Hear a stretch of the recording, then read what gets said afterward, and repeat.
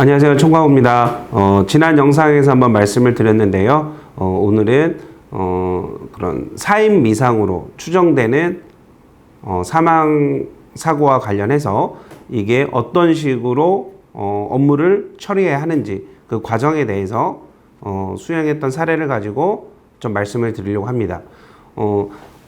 이분의 경우에는 망인의 경우에 일단은 그 탕 내에서 목욕탕 내에서 익사한 채로 발견돼서 일단은 병원에 실려갔지만 이제 DOA였죠. 예, 그렇게 됐고 그래서 이제 가족들은 심지어 이분이 이제 부검까지 했습니다. 근데 부검을 했음에도 불구하고 특별한 어떤 소견들이 확인이 되지 않아요. 그래서 사망 원인이 특별히 뭐 확인이 안 된다라고 나왔고요. 그래서 굳이 얘기를 하자면은 가족들의 인터뷰 결과 봤을 때 이분이 이제 그 당뇨 환자였는데 저혈당으로 인한 쇼크로 인해서 실신을 했고 그래서 사망한 것으로 보인다. 이제 이런 부검 소견은 있었어요.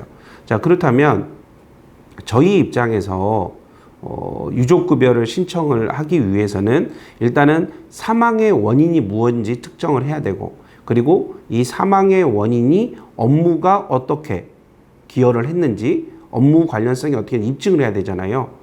그런데 부검 감정 결과를 보면은 당뇨로 인한 저혈당이 왔고 저혈당 쇼크로 인해서 실신을 했는데 익사를 하시게 된 거잖아요. 그러면은 뭐를 판단을 받아야 되나요? 당뇨가 과연 업무 관련성이 있는지를 받아야 될까요? 그렇죠. 이제 이런 부분들이 좀 문제가 됐었죠. 그러면 지난 시간에도 한번 말씀드렸는데 일단은 사인을 규명을 해줍니다. 소위원회에서. 그래서 거기서는 뭐 특별한 뭐 심질환 이런 것들은 보이지 않는다. 뭐 뇌출혈도 보이지 않는다. 그래서 역시 부검 소견과 동일하게 뭐요? 저혈당, 당뇨로 인한 저혈당 쇼크로 인해서 그 실신으로 인해서 익사한 걸 보인다라고 이제 어떤 결론을 냈습니다. 그런데 이게 이제 그 절차상 업무상 질병판정위원회를 거쳐야 돼요. 왜냐하면 명백한 사고라고 주장할 만권이 없었으니까. 그래서 업무상 질병판정위원회에서는 두 가지를 판단을 했습니다. 첫 번째, 과연 이 업무 관련해서 당뇨가 유발됐다고 할 수 있을까? 당연히 안 됐겠죠. 예, 안 됐었고. 자, 두 번째로 그러면 혹시 이분이 과로가 있지는 않았을까? 물론 과로 요건도 충족을 못 시켰습니다. 그래서 업무상 질병판정위원회에서는 주장한 망인의 당뇨 역시 불인정, 그리고 과로 여부도 불인정 이렇게 나왔어요. 나왔고 그러면 이제 업무상 질병은 아닌 게 되잖아요.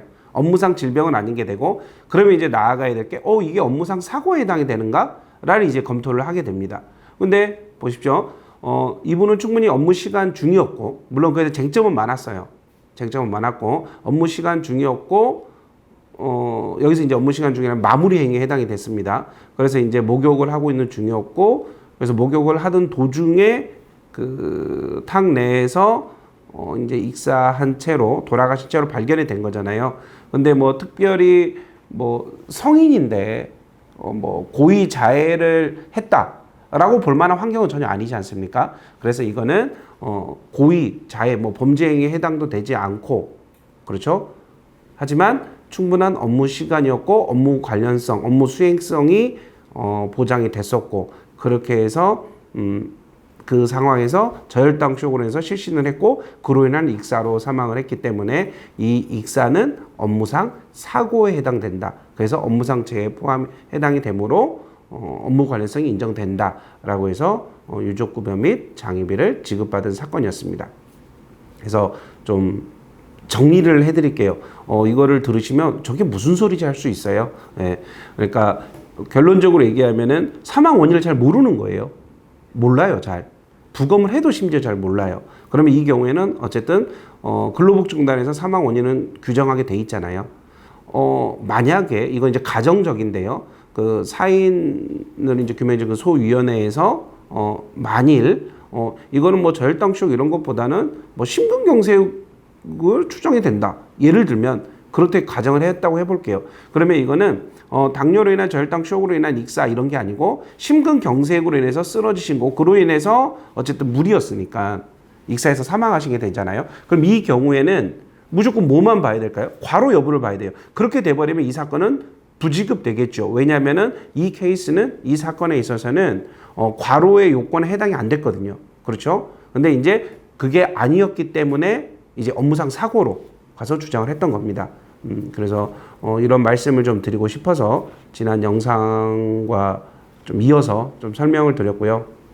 그래서 다시 한번 정리를 하겠습니다. 4인 미상인 경우에는 꼭 확인을 해보셔야 됩니다. 그리고 뭔가 질병인 것 같지만 눈에 보이는 외상은 아니지만 그거 역시도 업무상 사고로 주장을 해서 업무상자에 해당될 수 있다. 이것들을 좀 잘 염두에 두셨으면 좋을 것 같습니다. 고맙습니다.